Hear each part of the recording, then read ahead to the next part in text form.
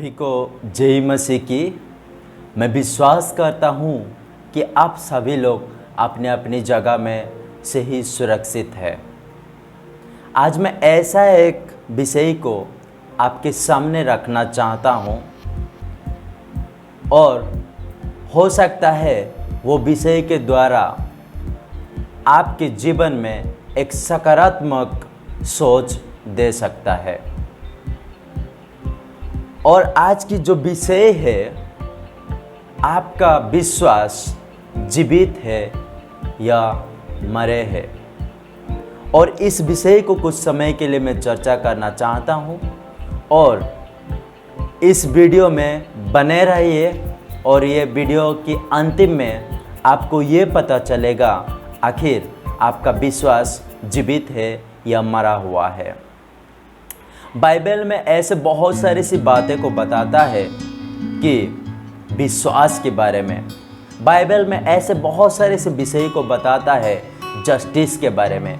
Bible में ऐसे बहुत सारे से बातें को बताया गया है गरीबों को देखभाल करने के बारे में। पर बहुत बार अभी क्रिश्चियन में ऐसा हो चुका है कि हम बहुत बार स्पिरिचुअल रिकॉन्सिलिएशंस के ऊपर ही ज़्यादा फोकस कर रहे हैं। और बाइबल में जो बहुत सारे से ऐसे बातें हैं जो गरीबों के बारे में लिखा गया है, उसके लिए हम कभी प्रचार नहीं करते हैं, उसके लिए हम कभी सोचते नहीं हैं, उसके लिए हम हमेशा नज़रअंदाज किए हुए हैं। ऐसे ही एक टॉपिक है, ऐसे ही बाइबल का एक स्क्रिप्चर मैं लेना चाहता हूँ जिसमें गरीब के बारे में लिखा गया है। ऐसे तो बहुत सारे से बातें को बताया गया है, पर मैं एक स्क्रिप्चर को यहाँ पे आपके सामने रखना चाहता हूँ जिसमें कि गरीब के बारे में बताया जाता है। जब हम गलातियों 2:10 पद देखते हैं, इसमें ऐसे लिखा गया कि गरीबों को याद करो। ये तो एक स्क्रिप्चर है। इसके अलावा बाइबल में ऐसे बहुत सारे से बातें को बताया जाता है और उसको हमने कभी गौर नहीं करते हैं। हम ऐसे एक देश में रहते हैं जहाँ पे कि 70% लोग गरीब में अपने जीवन बिताते हैं। और इस कोरोना महामारी के दौरान लोगों का ज़िंदगी और भी कठिन हो गया है। और हम इस बातें को जब सोचते हैं, लोगों के पास खाने के लिए कुछ नहीं है, इसके बारे में आखिर हम क्यों नहीं प्रचार करते हैं। सचमुच ये कोरोना आने के बाद लोगों के जीवन में एक अलग सा परिस्थितियों को देखने को मिलता है। तो इस बारे को हमें चर्चा करना बहुत ज़रूरी है, क्योंकि कोरोना महामारी आने के बाद आखिर उनके पास काम नहीं रहा और देखा जाए तो गवर्नमेंट के द्वारा भी उनको कोई सहायता नहीं मिला। और ऐसा कुछ NGOs है जो लोग कि उन तक पहुंचते हैं और ज़्यादा से ज़्यादा जितना हो सके उतना मदद किए हैं। पर बात यह है कि वो लोग सभी लोगों तक पहुंच नहीं पाए, क्योंकि संख्या बहुत बड़ा था, जिसके कारण वो लोग पहुंच नहीं पाए सारे लोगों के पास। और ऐसा एक सिचुएशन में परमेश्वर सारे मसीही लोगों को बुलाते हैं इस समय में और ये अवसर देते हैं कि आपके लिए जो परमेश्वर का प्रेम है, आप जो जिस परमेश्वर को विश्वास करते हैं, उसी परमेश्वर ने आपको बुलाते हैं और उसी विश्वास, उसी प्रेम को प्रकाश करने के लिए ये आपको लिए एक मौका है और अवसर है। उसको आप उस प्रेम को दिखाने के लिए परमेश्वर आपको बुलाते हैं। हम हमेशा ये कहते हैं कि हम परमेश्वर से प्रेम करते हैं और विश्वास करते हैं। क्या सचमुच हम परमेश्वर से प्रेम करते हैं? क्या सचमुच हम परमेश्वर से विश्वास करते हैं? और क्या उसी विश्वास की अनुसार अपने जीवन बिताते हैं जो परमेश्वर ने हमें बताते हैं बाइबल के माध्यम से।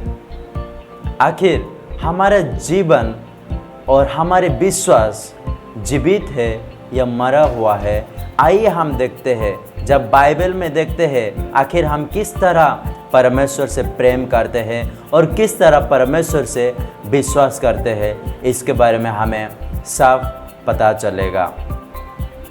जब हम पहला यूहन्ना 3:16-17 पढ़ते हैं, इसमें ऐसा लिखा गया है कि हमने प्रेम इसी से जाना कि उसने हमारे लिए अपने प्राण दे दिए और हमें भी भाइयों के लिए प्राण अपना देना चाहिए। बाइबल में ऐसा लिखा गया है कि हमें भी अपने भाई के लिए प्राण देना चाहिए। आखिर कैसा प्राण देने के बारे में ये बताता है। यीशु मसीह ने इस धरती में आए और अपने जीवन दिए, वो अपने लहू बहाए हैं और इसको प्रकाश किए कि वो हम में सचमुच प्रेम करते हैं। और परमेश्वर के वचन में ये बताते हैं कि अपने भाइयों के लिए भी हमें जान देना चाहिए। आखिर कैसे जान देना चाहिए, इसके बारे में हम देखेंगे। जब हम 17 पदों को पढ़ते हैं, इसमें ऐसे लिखा गया है, पर जिस किसी के पास संसार की संपत्ति हो और वे अपने भाइयों को कंगाल देखकर उस पर तरास खाना नहीं चाहें, तो उसमें परमेश्वर का प्रेम कैसे बना रह सकता है। बाइबल में इसमें क्लियरली बताता है कि आखिर हमारे पास आखिर संसार की संपत्ति है, अगर उस संपत्ति रहते हुए अगर हम कंगाल भाई को देखते हुए, उस कंगाल को देखते हुए अगर हम तरास नहीं खाते हैं, आखिर परमेश्वर का प्रेम कैसे बना रहता है। बाइबल हमें ऐसे बताता है। इसमें से स्पष्ट ये बताता है कि आखिर हम सचमुच हम परमेश्वर से प्रेम नहीं करते हैं, सचमुच हम परमेश्वर से विश्वास नहीं करते हैं, क्योंकि हम कहते तो हैं पर करते नहीं हैं। पर परमेश्वर के वचन हमें ये बताता है, हमें वचन और जीव ही से नहीं पर काम और सत्य के द्वारा प्रेम करें। अगर जब हम सत्य और काम के माध्यम से नहीं करते हैं, उसको बाइबल ये बताता है कि वो हत्यारा है। और जो हत्यारा है, हत्यारा के लिए अनंत जीवन नहीं है। और मैं ये नहीं बताता हूँ, बाइबल बताती है। जब हम उनके वर्ष 15 को पढ़ते हैं, उसमें साफ लिखा हुआ है कि जो कोई अपने भाई से बैर रखता है वे हत्यारा है, और तुम जानते हो कि किसी हत्यारों में अनंत जीवन नहीं रहता। ये बात तो सच है। हम तो बताते हैं, हम तो जोर दे के प्रचार करते हैं, पर बाइबल ये बताते हैं कि अगर कोई भी अपने भाइयों से बैर रखता है वो हत्यारा कहलाया जाता है। और जो हत्यारा है, हत्यारा के लिए अनंत जीवन नहीं रहता है। आखिर क्या हम अनंत जीवन की ओर बढ़ रहा है? आखिर क्या हम सचमुच परमेश्वर की कहने के मुताबिक कर रहे हैं? बाइबल ये बताता है कि परमेश्वर गरीब की चिंता करता है, और सचमुच परमेश्वर ने गरीबों की चिंता करता है। और जब परमेश्वर चिंता करता है और बाइबल हमें ये आदेश देता है, उसको भी हमें चिंता करना चाहिए और उसके लिए हमें अपना कार्य को आगे बढ़ाना चाहिए। और जब यीशु मसीह ने इस धरती में आए, यीशु मसीह में भी ये दिखाया जाता है, ये पाया जाता था कि वो भी गरीब के लिए कितना चिंता करते थे।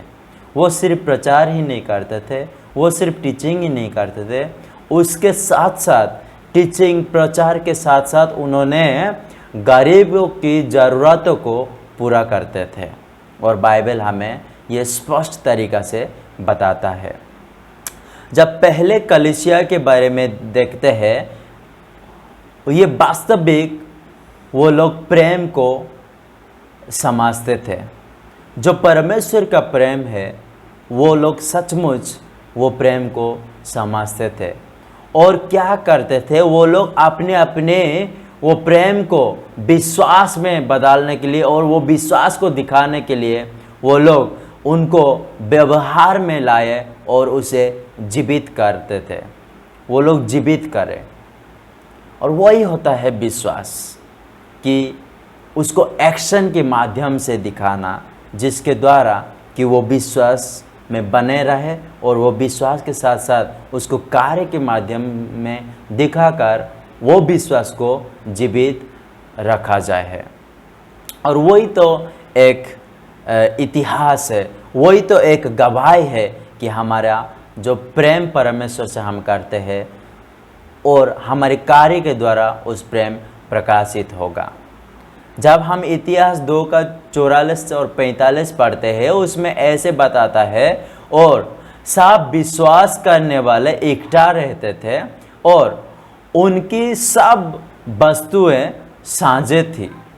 वे अपनी अपनी संपत्ति और सामान बेच बेच कर जिसकी आवश्यकता होती थी बांट दिया करते थे। वही होता है विश्वास।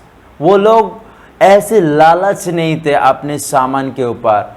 उनको जो उनके पास जो भी था, वो लोग जितने लोग विश्वास करते थे, वो लोग एकता होकर वो लोग अपने अपने सामान को बेच बेच कर जिनका ज़रूरत था, वो लोग वो ज़रूरत को पूरा करते थे।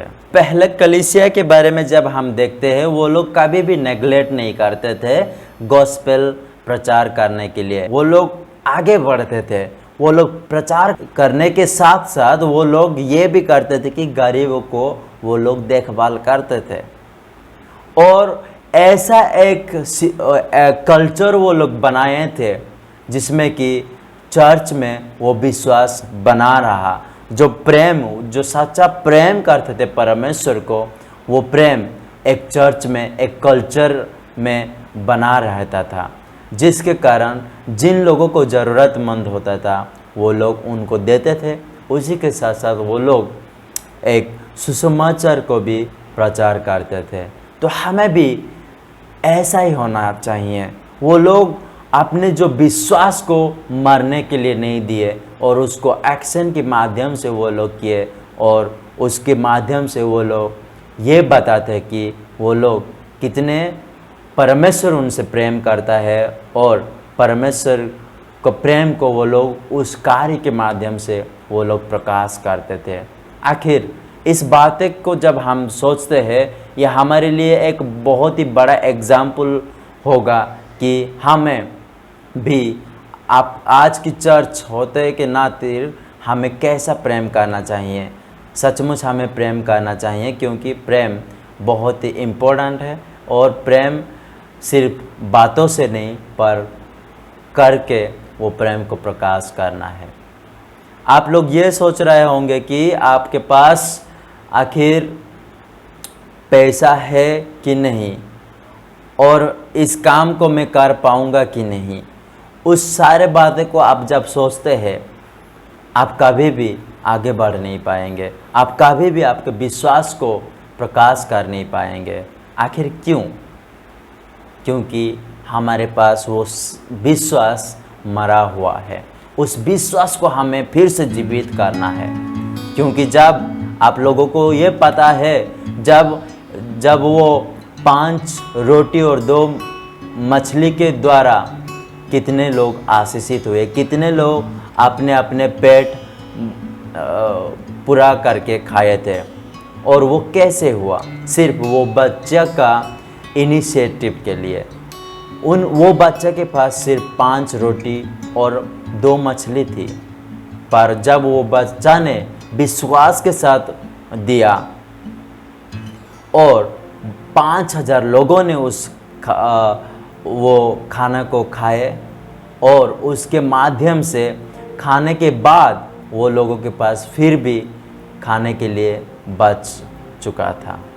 आखिर वैसे ही हमें भी विश्वास करना है, वैसे ही हमें भी प्रार्थना के साथ आगे बढ़ना है। हम लोगों के लिए हमेशा प्रार्थना करते हैं। गरीब लोगों के लिए जब भी हम खाना खाने के समय में गरीब लोगों के लिए प्रार्थना करते हैं, दुआ करते हैं, और उस दुआ को आज एक्शन में बदलने के लिए हमें ये अपॉर्चुनिटी लेना है कि आपके आस पड़ोस में जितने भी गरीब लोग हैं, कंगाल लोग हैं, अपने भाई और बहन जो कंगाल में है, उनके लिए जो आप रोज़ प्रार्थना करते थे, और वो प्रार्थना करने का एक्शन लेने के लिए परमेश्वर आपको आज बुलाते हैं। और वो एक्शन के माध्यम से आप, और वो कार्य के माध्यम से आप उस प्रेम को प्रकाश करें, और जो प्रार्थना करते थे वो प्रार्थना को आप संपूर्ण करें। यही परमेश्वर चाहते हैं। और आपका जो विश्वास अब मरा हुआ है, उस विश्वास को